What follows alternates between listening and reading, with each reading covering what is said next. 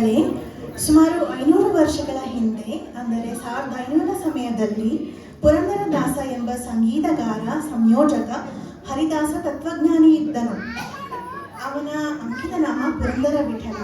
ಅವನು ನಮ್ಮ ಕರ್ನಾಟಕ ಶಾಸ್ತ್ರೀಯ ಸಂಗೀತಕ್ಕೆ ಪಿತಾಮಹ ಎಂದು ಕರೆಯುತ್ತಾರೆ. ಅವನು ಮಾಯಮಾಳವ ಗೌಳ ಎಂಬ ರಾಗವನ್ನು ನಮ್ಮ ಕರ್ನಾಟಕ ಶಾಸ್ತ್ರೀಯ ಸಂಗೀತಕ್ಕೆ ಪರಿಚಯಿಸಿದನು. ಮತ್ತು ಸುಮಾರು 1484ನೇ ಸಮಯದಲ್ಲಿ ಅವನು ಒಬ್ಬ ತೀರ್ಥಹಳ್ಳಿಯ ಶ್ರೀಮಂತ ವ್ಯಾಪಾರಿ ವರದಪ್ಪ ನಾಯಕ ಮತ್ತು ಲಕ್ಷ್ಮೀರವರಿಗೆ ಜನಿಸಿದನು. ಅವನು ಸುಮಾರು 4,75,000 ಕೃತಿಗಳನ್ನು ರಚಿಸಿದನು. ಬನ್ನಿ, ಪುರಂದರದಾಸ ಮತ್ತು ಶ್ರೀನಿವಾಸ ನಾಯಕನ ಕಥೆ ಕೇಳೋಣ.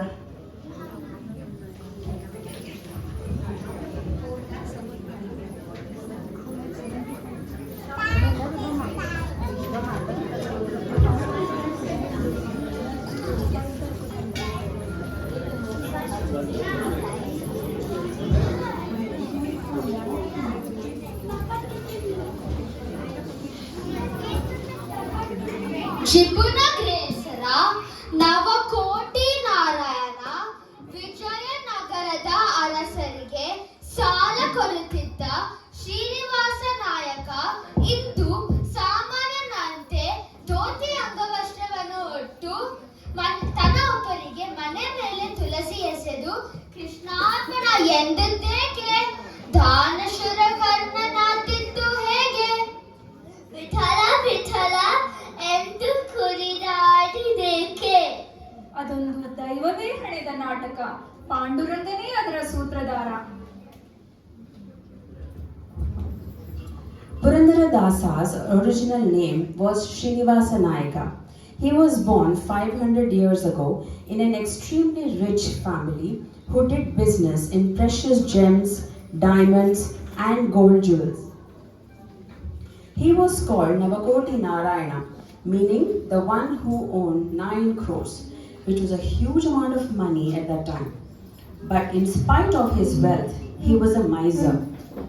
He did not have any sympathy to the poor and the needy and did not do any charitable work. While his wife, Saraswati, was a very mellow-natured, charitable woman. Let us see an important event in Srinivasa Nayaka's life now. ಇನ್ನು ಪೋಣಿಸ ಆಗಿಲ್ಲ, ಆಗಲೇ ಬಾಗಿಲ ಮುಂದೆ ಭಿಕ್ಷುಕ.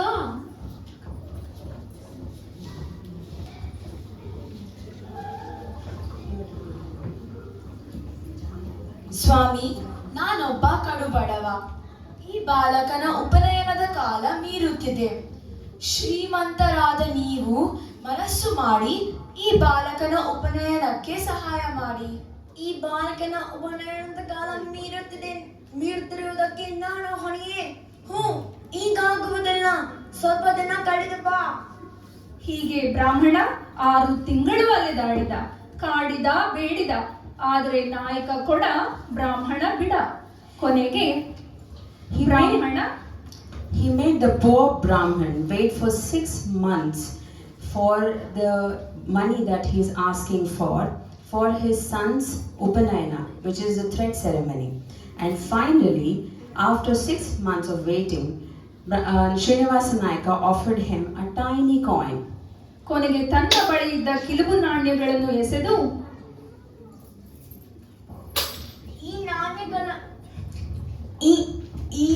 ಈ ನಾಣ್ಯಗಳನ್ನು ನೋಡು, ಇದರಲ್ಲಿ ಯಾವುದಾದ್ರೂ ಒಂದು ನಾಣ್ಯವನ್ನು ತೆಗೆದುಕೋ. ಈ ಕಿಲುಬು ನಾಣ್ಯ ನಿಮ್ಮಲ್ಲಿಯೇ ಇರಲಿ ಎಂದು ಹೇಳಿ ಅಲ್ಲಿಂದ ನಡೆದ. ಅಬ್ಬಾ, ಅಂತೂ ತೊಡಗಿದ. ಅಲ್ಲಿ ಸಾತ್ವಿ ಮಣಿ ಸರಸ್ವತಿ ಬಾಯಿ ತುಳಸಿ ಪೂಜೆಯಲ್ಲಿ ನಿರತಳಾಗಿದ್ದಾಳೆ. ಮನೆಗೆ ಬಂದ ಬ್ರಾಹ್ಮಣನ ವರ್ಚಸ್ಸು, ಬಾಯಲ್ಲಿ ಬರುತ್ತಿದ್ದ ಮಂತ್ರಘೋಷ, ತೇಜೋಪುಂಜವಾದಂತ ಕಣ್ಣುಗಳನ್ನು ನೋಡುತ್ತಾ,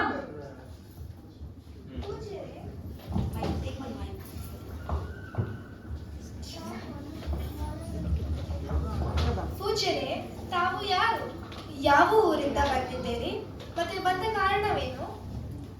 ತಾಯಿ, ನನ್ನನ್ನು ನಾರಾಯಣ ಆಚಾರ್ಯ ಎಂದು ಕರೆಯುತ್ತಾರೆ. ಈ ಬಾಲಕನ ಊರು ವೈಕುಂಠಪುರ. ಈ ಬಾಲಕನ ಉಪನಯನದ ಮಾಡಲು ಲಗ್ನ ನಿಶ್ಚಯಿಸಿದ್ದೇನೆ. ತಾವು ಆಗರ್ಭ ಶ್ರೀಮಂತರೆಂದು ಕೇಳಿದ್ದೇನೆ. ನೀವೇ ನನ್ನ ಸಹಾಯ ಮಾಡಬೇಕು ತಾಯಿ. ವಿಪ್ರೋತ್ತಮ, ನಾನು ಪರತಂತ್ರಳು. ಭಿಕ್ಷುಕರಿಗೆ ಒಂದು ಮುಷ್ಟಿ ಭಿಕ್ಷೆ ಹಾಕುವ ಸ್ವತಂತ್ರವು ನನಗಿಲ್ಲ. ಯಜಮಾನರು ಹಾಕಿದ ಲಕ್ಷ್ಮಣ ರೇಖೆ ಮೀರುವಂತಿಲ್ಲ. ನಾನೇನು ಮಾಡಲಿ? ಸಾಧ್ವಿಮಣಿ, ನಿನ್ನ ಯಜಮಾನರ ಹಂಗು ಬೇಡ. ನಿನ್ನ ಮೂಗಿನಲ್ಲಿರುವ ಮೂಗುತ್ತಿಯನ್ನು ನಿನ್ನ ತವರು ಮನೆಯ ಕೊಡುಗೆಯಲ್ಲವೇ? ಅದನ್ನು ದಾನ ಮಾಡಲು ನಿನಗೆ ಯಾರ ಹಂಗೂ ಇಲ್ಲ. ದಾನ ಬೇಡುತ್ತಿರುವವರು ಬ್ರಾಹ್ಮಣ, ಅದರಲ್ಲೂ ಉಪನಯನ ಕಾರ್ಯಕ್ಕೆ. ಇಲ್ಲ ಎನ್ನುವುದು ಹೇಗೆ? ಈ ಅಮೂಲ್ಯವಾದ ಮೂಗುತಿಯನ್ನು ದಾನ ಮಾಡಿದೆ ಎಂದು ಹೇಳಿದರೆ ಯಜಮಾನರು ಜ್ವಾಲಾಮುಖಿಯಾಗುತ್ತಾರೆ. ಪಾಂಡುರಂಗ, ಎಂಥ ಧರ್ಮ ಸಂಕಟಕ್ಕೆ ಈಡು ಮಾಡಿದೆಯೇ? ಬಂದದ್ದೆಲ್ಲ ಬರಲಿ, ಗೋವಿಂದನ ದಯೆ ಇರಲಿ. ವಿಪ್ರೋತ್ತಮ, ಈಗೋ ಮೂಗುತಿ. ಕೃಷ್ಣಾರ್ಪಣ. ಅವಳ ದಾನಶೀಲತೆಯನ್ನು ಕೊಂಡಾಡುತ್ತಾ ಬ್ರಾಹ್ಮಣ ಅಲ್ಲಿಂದ ಹೊರ ನಡೆದ. ಅವನು ಸೀದಾ ನಾಯಕನ ಬಳಿ ಬಂದ. The Brahmin took the nose ring from Saraswati and went back to Srinivasa Nayaka and asked the money to match the precious ring. ನಾಯಕರೇ, ನನಗೆ ತುರ್ತಾಗಿ ಸ್ವಲ್ಪ ಹಣ ಬೇಕು. ಈ ಮೂಗುತಿಯನ್ನು ತೆಗೆದುಕೊಂಡು ಇದಕ್ಕೆ ತಕ್ಕ ವರಹಗಳನ್ನು ನೀಡಿ. ಅರೆ, ನೀನು ಸರಸ್ವತಿಯ ಮೂಗುತಿಯನ್ನೇ ಹೋಲುತ್ತದೆ ಅಲ್ಲ? ಏನು ಮೀನಮೇಷ ಎಣಿಸುತ್ತಿದ್ದೀರಿ ನಾಯಕರೇ? ಕೊಡುವುದಾದರೆ 400 ವರಹಗಳನ್ನು ಕೊಡಿ, ಇಲ್ಲದಿದ್ದರೆ ನೀವೇ ಇಟ್ಟುಕೊಳ್ಳಿ. ಈ ನಿಷ್ಠುರದ ಮಾತನ್ನು ಕೇಳಿ ನಾಯಕನಿಗೆ ಭಯವಾಯಿತು. ಬ್ರಾಹ್ಮಣ ಎಲ್ಲಿಗೆ ಹೋದನೆಂದು ನೋಡಲು ಕಾರಕೋನನಿಗೆ ತಿಳಿಸಿದ. ಅದೆಲ್ಲೋ ವಿಠ್ಠಲನ ದೇವಸ್ಥಾನದ ಬಳಿ ಮಾಯವಾದರು ಎಂದ ಕಾರಕೋನ. ಯಾಕಾದರೂ ಇರಲಿ ಎಂದು ಆ ಮೂಗುತಿಯನ್ನು ಒಂದು ಭರಣಿಯನ್ನು ಒಂದು ಸಂಪುಟದಲ್ಲಿಟ್ಟ. ಮತ್ತೆ ಅದನ್ನ ಕಬ್ಬಿಣದ ತಿಜೋರಿಯಲ್ಲಿಟ್ಟು ಬೀಗ ಹಾಕಿ ಬೀಗದ ಕೀಯನ್ನು ಸೊಂಟಕ್ಕೆ ಸಿಕ್ಕಿಸಿಕೊಂಡು ಮನೆ ಕಡೆ ನಡೆದ. Srinivasa Nayaka got very scared with these harsh words from the Brahmin when Brahmin did not get the matching money for the precious nose ring. So he tried to know the Brahmin's whereabouts, but it seems the Brahmin vanished near the Panduranga temple. Srinivasa Nayaka is now very concerned as to what is happening because the nose ring resembles his wife's ring. So to first ensure that he is actually his wife's nose ring, he first keeps his nose ring safe in the safe and then goes back to Saraswati. Saraswati, ನಿನ್ನ ಮೂಗುತಿಯನ್ನು ಮುಖದಲ್ಲಿ ಕಾಣುತ್ತಿಲ್ಲವಲ್ಲ? ಪೂಜೆ ಮುಗಿಸಿಕೊಂಡು ಬಂದುಕೊಳ್ಳುತ್ತೇನೆ. ನನಗೆ ಕಾಣು ಸಮಯವಿಲ್ಲ. ಅದು ನನಗೆ ಈ ಗಲೆ ಬೇಕಾಗಿದೆ. ಅದನ್ನು ಎಲ್ಲಿಟ್ಟಿದ್ದೀಯಾ ತಿಳಿಸು. ನಾನು ಈ ಗಲೆ ಹುಡುಕುತ್ತೇನೆ. ಅಯ್ಯೋ, ನಾನೇನು ಮಾಡಲಿ? ನಿಜ ಸಂಗತಿಯನ್ನು ತಿಳಿಸಿದಿದ್ದರೆ ಪತಿಗೆ ದ್ರೋಹ ಬಗೆದಂತಾಗುತ್ತದೆ. ತಿಳಿಸಿದರೆ ಪ್ರಮಾದವಾಗುತ್ತದೆ. ಅಪಮಾನವನ್ನು ಅನುಭವಿಸುವುದಕ್ಕಿಂತ ಪ್ರಾಣತ್ಯಾಗ ಮಾಡುವುದೇ ಲೇಸು.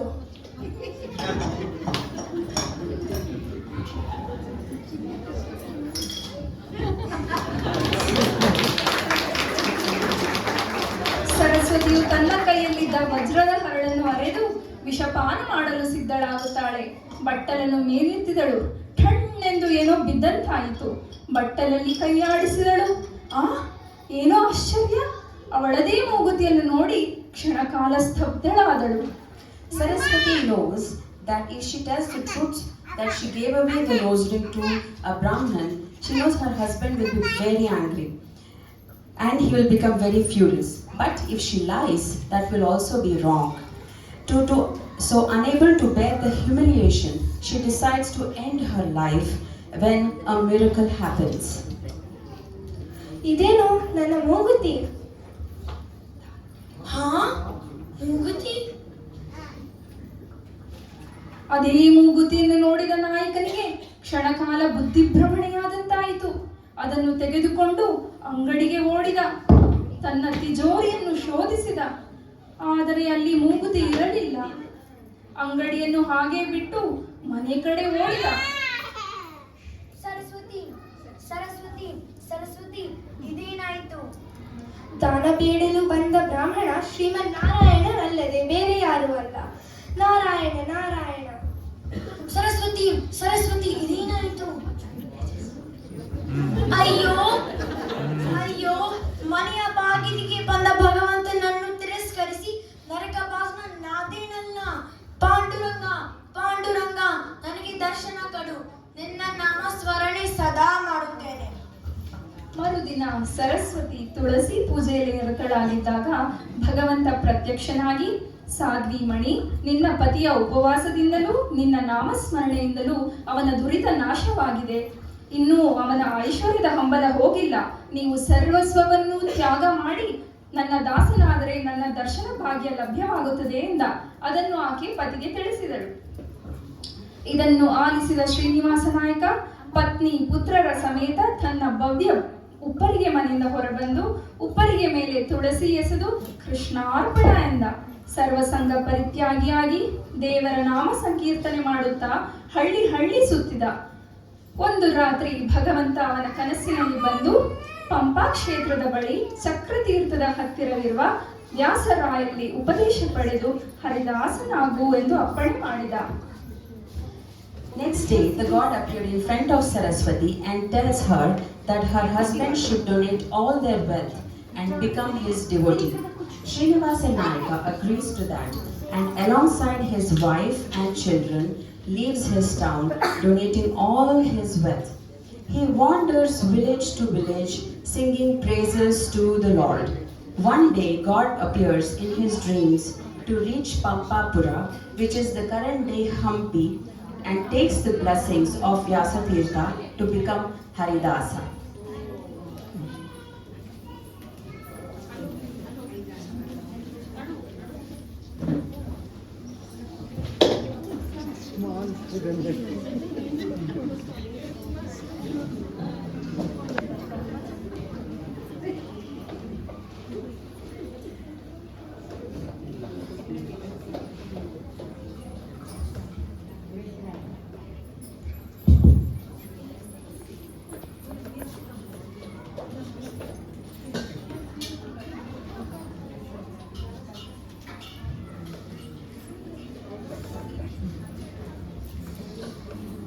ಶ್ರೀನಿವಾಸ ನಾಯಕ ಪುರಂದರದಾಸರಾಗಿ ಟ್ರಾನ್ಸ್ಫಾರ್ಮೇಷನ್ ಆಗ್ತಾ ಇದ್ದಾರೆ.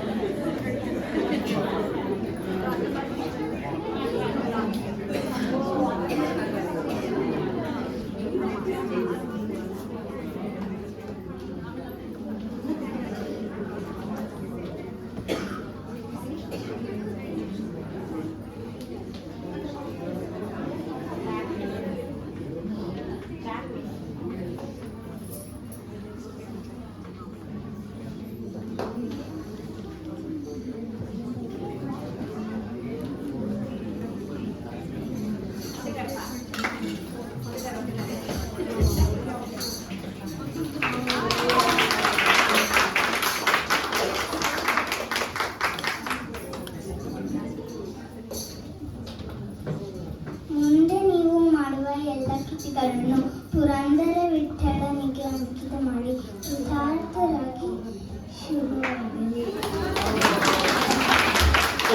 ಹೀಗೆ ಶ್ರೀನಿವಾಸ ನಾಯಕ ಪುರಂದರದಾಸರಾದರು ಸರ್ವಸಂಗ ಪರಿತ್ಯಾಗಿಯಾಗಿ ಭಗವಂತನ ಲೀಲಾ ವಿಲಾಸವನ್ನು ಕೊಂಡಾಡಿದರು. ತಮ್ಮ ಜ್ಞಾನೋದಯಕ್ಕೆ ಕಾರಣಳಾದ ಪತ್ನಿಯ ಕಡೆ ತಿರುಗಿ, And this is how Srinivasa Nayaka became Purandaradasa. He composed more than 4 lakh songs singing the praises of the Lord, and till date we have about 2000 compositions preserved. And the following is the song he composed to say everything happened for good.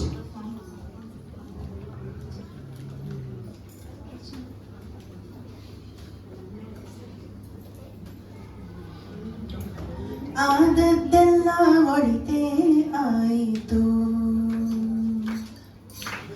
ಆದದ್ದೆಲ್ಲ ಒಳಿತೇ ಆಯಿತು.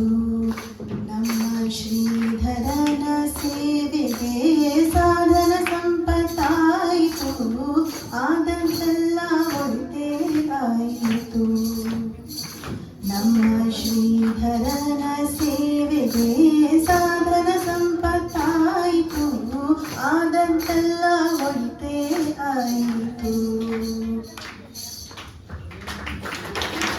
ದಾಸರು ಸೂಕ್ಷ್ಮಮತಿಯುಳ್ಳವರು. ಸಮಾಜದ ಆಗು ಹೋಗುಗಳನ್ನು ದಾಸವಾಣಿಯ ಮೂಲಕ ಜನರಿಗೆ ತಿಳಿಸುತ್ತಿದ್ದರು. ಊರ ಹೆಣ್ಣು ಮಕ್ಕಳು ದೂರದ ಬಾವಿಯಿಂದ ನೀರು ಸೇದಲು ಗುಂಪು ಕಟ್ಟಿಕೊಂಡು ಹೋಗುವುದನ್ನು ನೋಡಿ ಅವರಿಗೆ ಕಾಶಿ ಕ್ಷೇತ್ರದಲ್ಲಿ ಯುವತಿಯೊಬ್ಬಳು ಬಿಂದು ಮಾಧವನ ಪೂಜೆಗೆಂದು ನೀರನ್ನು ಹೊತ್ತು ತರುತ್ತಿರುವ ದೃಶ್ಯ ನೆನಪಾಯಿತು. ಈ ದೃಶ್ಯ ನೆನಪಾದಾಗ ಹೊರಹೊಮ್ಮಿದ ಹಾಡೆ ತಾರಕ ಬಿಂದಿಗೆ. Dasaru was a very sensitive man. He observed the ongoing difficulties of the society and composed them into simple songs for people to enjoy. One such song is how women walk in groups far distances to get the water for the household. Here is the dance for that song by the little children of Greenwich.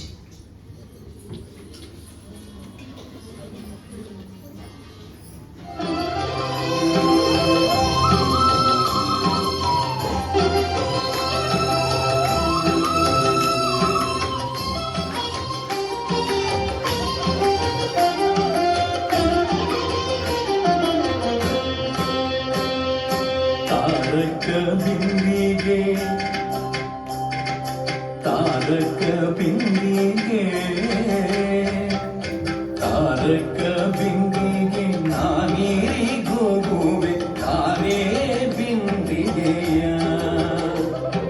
ತಾರಕ ಬಿಂದಿಗೆ ನಾನೀರಿಗೋಗುವೆ ತಾನೇ ಬಿಂದಿಗೆಯ. ಬಿಂದಿಗೆ ಒಡೆದರೆ ಒಂದೇ ಕಾಸು ತಾನೇ ಬಿಂದಿಗೆಯ. ತಾರಕ ಬಿಂದಿಗೆ ನಾನೀರಿಗೋಗುವೆ ತಾನೇ ಬಿಂದಿಗೆಯ. ಬಿಂದಿಗೆ ಒಡೆದರೆ ಒಂದೇ ಕಾಸು ತಾನೇ ಬಿಂದಿಗೆಯ. ತಾರಕ ಬಿಂದಿಗೆ ನಾನೀರಿಗೋಗುವೆ ತಾನೇ ಬಿಂದಿಗೆಯ.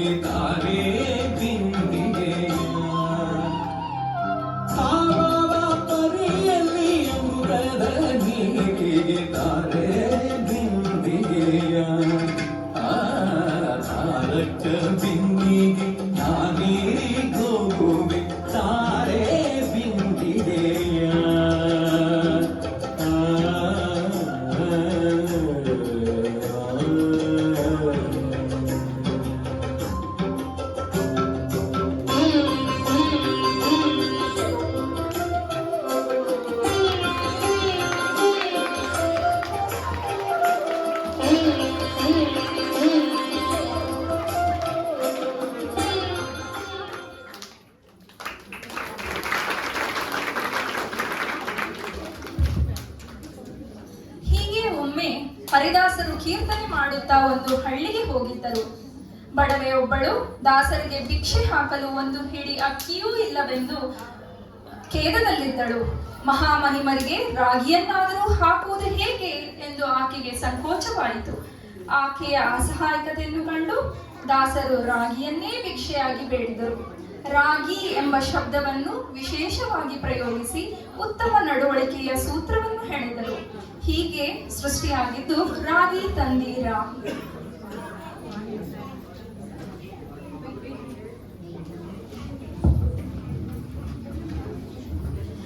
As Dasaru went about singing in various villages, he came across a poor lady who wanted to donate but didn't have any rice and hesitated to donate ragi because ragi was not considered as important as rice.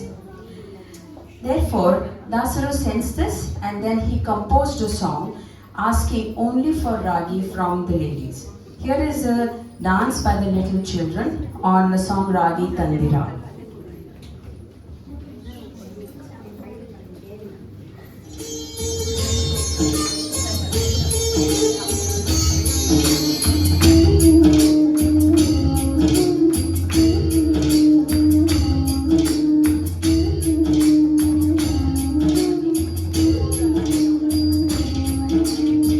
ರಾಗಿ ತಂದೀಯ ಭಿಕ್ಷೆಗೆ ರಾಗಿ ತಂದೀಯ ರಾಗಿ ತಂದೀಯ ಭಿಕ್ಷೆಗೆ ರಾಗಿ ತಂದೀಯ ಯೋಗ್ಯರಾಗಿ ಭೋಗ್ಯರಾಗಿ ಭಾಗ್ಯವಂತರಾಗಿ ನೀವು ಯೋಗ್ಯರಾಗಿ ಭೋಗ್ಯರಾಗಿ ಭಾಗ್ಯವಂತರಾಗಿ ನೀವು ರಾಗಿ ತಂದೀಯ ಭಿಕ್ಷೆಗೆ ರಾಗಿ ತಂದೀಯ ರಾಗಿ ತಂದೀಯ ಭಿಕ್ಷೆಗೆ ರಾಗಿ ತಂದೀಯ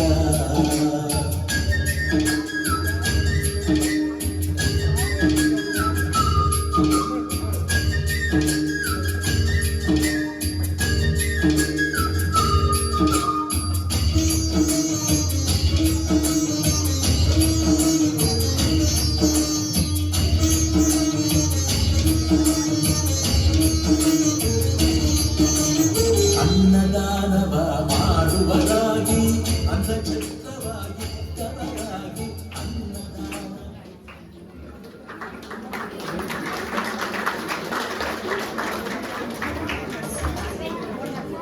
ಹೀಗೆ ಮತ್ತೊಮ್ಮೆ ಪಂಡರಾಪುರದಲ್ಲಿದ್ದಾಗ ನಡೆದ ಒಂದೆರಡು ಪ್ರಸಿದ್ಧ ಘಟನೆಗಳನ್ನು ಈಗ ಬಿಂಬಿಸುತ್ತಿದ್ದೇವೆ. ಪುರಂದರದಾಸರು ಹೋದಲ್ಲೆಲ್ಲ ಪವಾಡ ನಡೆಯುತ್ತಿತ್ತು.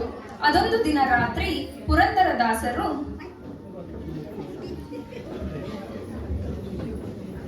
ಅಪ್ಪಣ್ಣ, ನನಗೆ ಕಾಯಿ ಕಾಳು ತೊಳೆಯಲು ನೀನು ತೆಗೆದುಕೊಂಡು ಬಾ. ಗುರುಗಳೇ,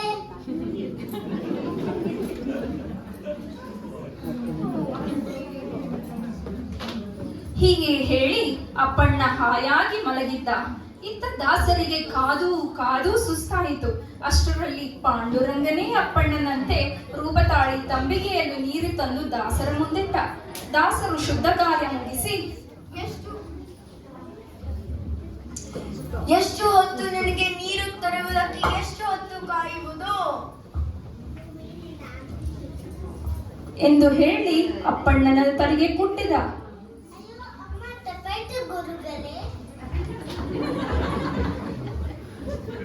ಅಷ್ಟರಲ್ಲಿ ದಾಸರು ವಾಪಸ್ ಬರುವುದನ್ನು ಕಂಡ ಅಪ್ಪಣ್ಣಾಚಾರ್ಯ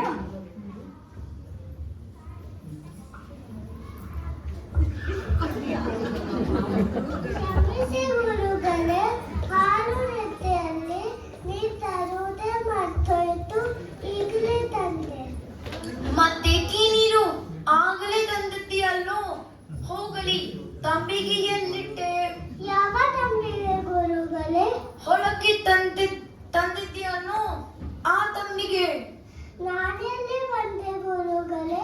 ಹಾಸಿಗೆ ಬಿಟ್ಟು ಇದ್ರ ಮೇಲೆ ಹೇಳುತ್ತಿದ್ದೇನೆ. ಸರಿ ಹೋಯ್ತು.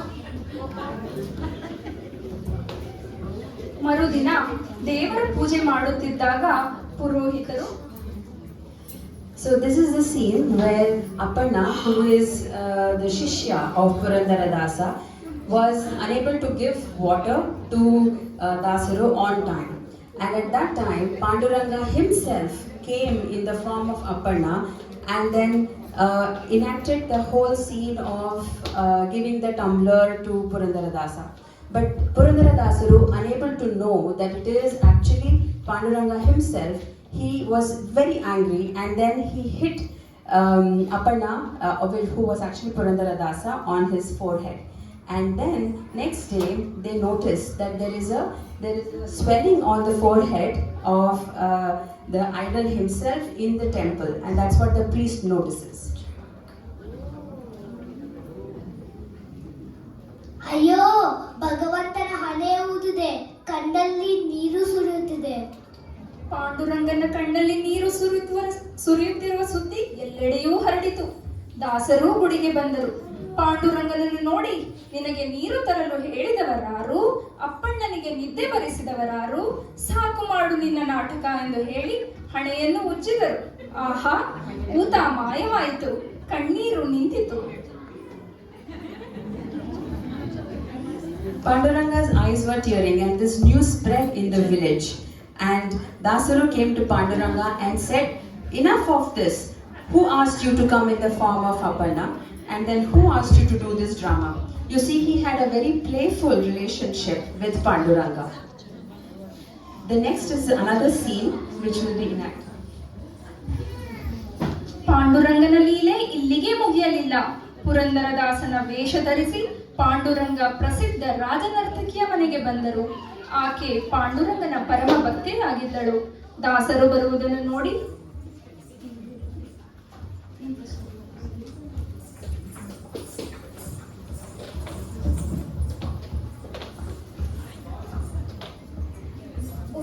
ದಾಸರು ದಯಮಾಡಿಸಬೇಕು. ಪಾಂಡುರಂಗನೇ ನಮ್ಮ ಮನೆಗೆ ಬಂದಂತಾಯ್ತು.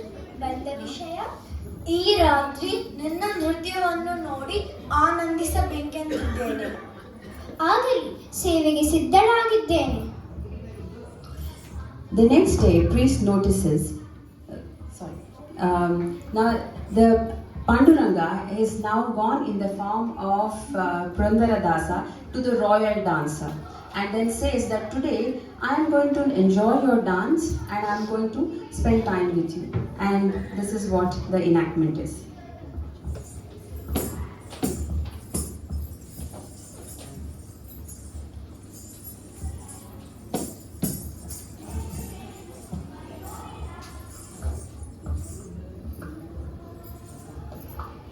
ಆಹಾ, ಬಹಳ ಸುಂದರವಾಗಿತ್ತು. ಇಗೋ ಈ ಬಂಗಾರದ ಬಳೆ, ಇದು ನನಗೆ ಉಡುಗೊರೆ. ನಾಳೆ ಬರುವಾಗ ಇನ್ನೊಂದು ತಂದು ಕೊಡುತ್ತೇನೆ. ಕೃತಜ್ಞಳಾದ. ಮಾರನೇ ದಿನ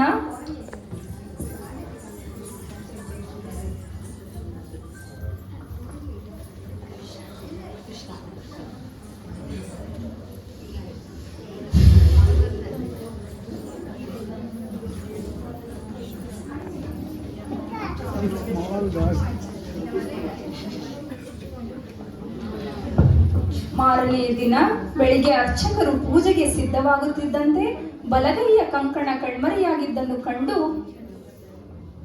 The next day, the priest notices that there is one bangle which is missing on Panduranga's idol, and then he immediately goes and he reports it to the adhikari.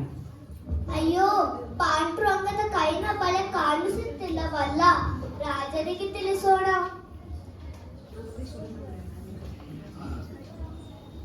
ಸಂಶಯ ಬಂದವರನ್ನು ಅಧಿಕಾರಿಗಳು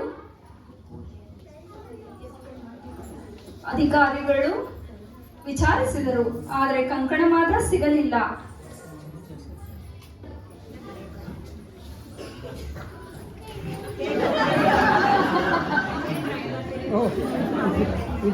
ಅಷ್ಟರಲ್ಲಿ ದೇವರ ದರ್ಶನಕ್ಕೆಂದು ರಾಜನರ್ತಕಿಯೂ ಬಂದಳು.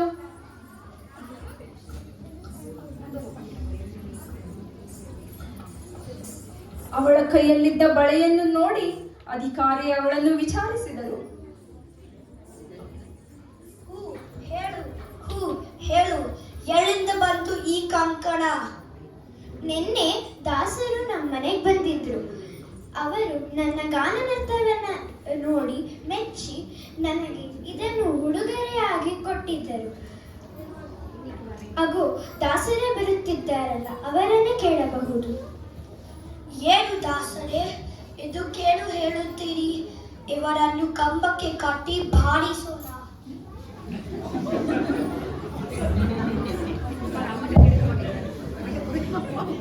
ಅಯ್ಯೋ, ನಾನು ಇದರ ವಿಷಯವೇ ಗೊತ್ತಿಲ್ಲವಲ್ಲ.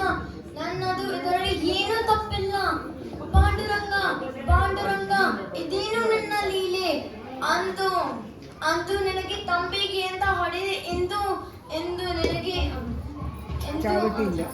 ನನಗೆ ನನ್ನನ್ನು ಚಾಟಿಯಿಂದ ಹೊಡೆಸಿದೆ. ಮೂಯಕ್ಕಿ ಮೋನಿ ತಿರಿದಷ್ಟೇ, ಎನ್ನೇಕಿ ಪರೀಕ್ಷೆ? ಮೋಯಿಗೆ ಮೋಯಿ ತಿರಿತು, ಮೋಯಿಗೆ ಮೋಯಿ ತಿರಿತು, ಜಗದಯ್ಯ ವಿಜಯ ಸಹಾಯ ಪಂಡರಿರಾಯ. ಮೋಯಿಗೆ ಮೋಯಿ ತಿರಿತು, ಜಗದಯ್ಯ ವಿಜಯ ಸಹಾಯ ಪಂಡರಿರಾಯ. ಮೋಯಿಗೆ ಮೋಯಿ ತಿರಿತು. ಆಗ ಶರೀರವಾಣಿಯೊಂದು ಪಾಂಡುರಂಗನೇ ಬಳೆಯನ್ನು ಕೊಟ್ಟಿದ್ದಾಗಿಯೂ ದಾಸರನ್ನು ಬಂಧನದಿಂದ ಬಿಡಿಸುವಂತೆಯೂ ಕೋರಿತು. ನಂತರ ಆ ಕಂಬಕ್ಕೆ ದಾಸಕಂಬ ಎಂಬ ಹೆಸರು ಬಂದಿತು. ಹೀಗೆ ಶ್ರೀನಿವಾಸ ನಾಯಕ ಪುರಂದರ ದಾಸರಾದರೂ ಜಗಜ್ಜನಿತವಾದರು. ಆದಾಗ್ಯೂ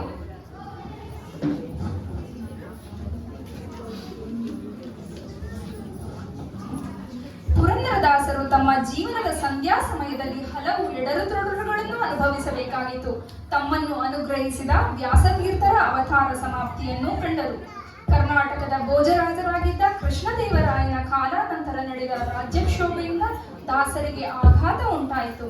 ಆದಾಗ್ಯೂ ಅವರು ಚೈತನ್ಯವನ್ನು ಕಳೆದುಕೊಳ್ಳಲಿಲ್ಲ.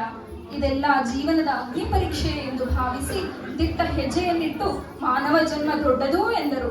ಹೀಗೆ ಅವರು ಈಸಬೇಕು, ಇದ್ದು ಜನಿಸಬೇಕು ಎಂಬ ಹಾಡನ್ನು ಬರೆದರು. As Purandaradasa reached the end of his life, he realized that the life difficulties and the spirituality go hand in hand. And for this, he has composed this song, and that is what Rachna is going to sing. ಈಸಬೇಕು ಎದ್ದು ಜಯಿಸಬೇಕು, ಈಸಬೇಕು ಎದ್ದು ಜಯಿಸಬೇಕು, ಈಸಬೇಕು ಎದ್ದು ಜಯಿಸಬೇಕು, ಈಸಬೇಕು ಎದ್ದು ಜಯಿಸಬೇಕು.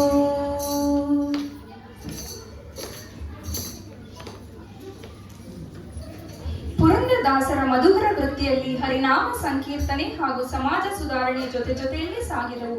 ದಾಸರು ಮಾನವನ ಲೌಕಿಕ ಚಿಂತನೆ ಬಂಧನವನ್ನು ಅರಿತವರು ಹಾಗೂ ಹರಿನಾಮದಿಂದ ಭಗವಂತನನ್ನು ಕಂಡವರು. ಹೀಗೆ ಅವರು ತಮ್ಮ ಕೊನೆಯ ಕಾಲದಲ್ಲಿ ಜೀವನದಲ್ಲಿ ಲೌಕಿಕ ಬಂಧನವನ್ನು ಹೇಗೆ ಬಿಡಿಸಿಕೊಂಡು ಹರಿನಾಮದಿಂದ ಭಗವಂತನನ್ನು ಕಾಣಬೇಕು ಎಂಬುದನ್ನು ಈ ಹಾಡಿನ ಮೂಲಕ ತಿಳಿಸಿದ್ದಾರೆ. ಹೀಗೆ ನಮ್ಮ ನಾಟಕವು ಸಮಾಪ್ತಿಯಾಗಲಿದೆ. Purandara kept up with his devotion and the societal changes together in his lifetime. He knew that the changes of life and found solace in deep devotion. The following is the song by the ladies of the village that describes this.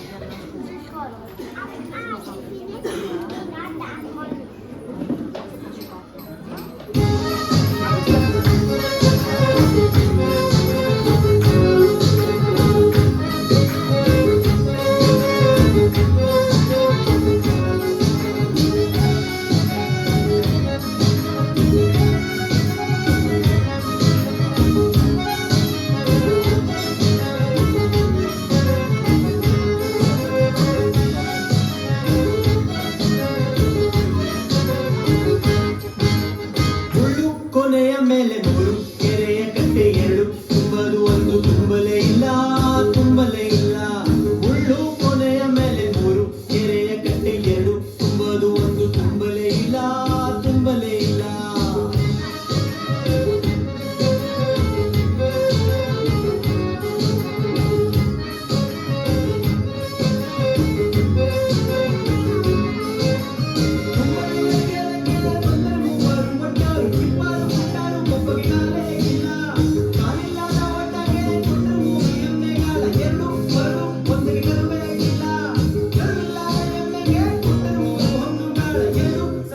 ಒಂದು ಸಲ್ಲಲೇ ಇಲ್ಲ ಸಲ್ಲಲೇ ಇಲ್ಲ. ಮುಳ್ಳು ಕೊನೆಯ ಮೇಲೆ ಮೂರು ಕೆರೆಯ ಕಟ್ಟೆ ಎರಡು ತುಂಬಲು ಒಂದು ತುಂಬಲೇ ಇಲ್ಲ ತುಂಬಲೇ ಇಲ್ಲ.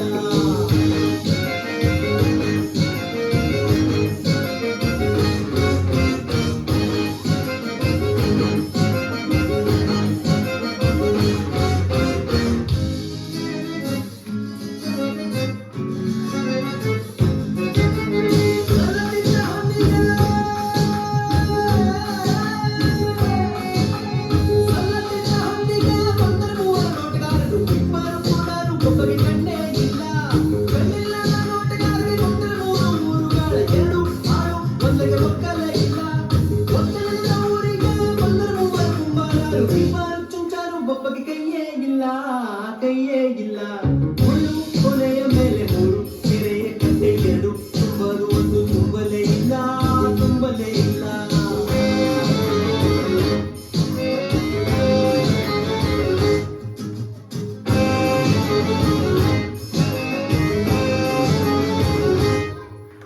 ಕೈಯಿಲ್ಲದ ಕುಂಬಾರರು